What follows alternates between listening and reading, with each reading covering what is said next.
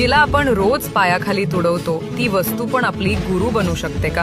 तर दत्तगुरु म्हणतात, जी गोष्ट सर्वात खाली आहे तीच खऱ्या अर्थाने सर्वात श्रेष्ठ असते. गुरुदत्तांचे 24 गुरु आहेत आणि त्यातील एक म्हणजेच धरती माता. एकदा श्री दत्त हिमालयाच्या दिशेने प्रवास करत होते तेव्हा त्यांनी पाहिलं, एक शेतकरी आपल्या रानात नांगर चालवत होता. नांगराचं टोक मातीत खोलवर जात होतं. धरणी फाटत होती, पण तरीही धरती माता शांत आणि स्थिर होती. तेव्हा दत्तगुरूंनी धरतीला विचारलं, एवढं सहन करूनही तुला वेदना होत नाहीत का? धरती मातेनं शांतपणे उत्तर दिलं, सहन करणे हाच माझा धर्म आहे. मी सगळ्यांचं ओझं उचलते, कारण तेच माझं कर्तव्य आणि स्वभाव आहे. तेव्हा गुरुदेव दत्तांनी धरतीला गुरु मानलं आणि तिच्याकडून 3 अमूल्य शिकवणी घेतल्या.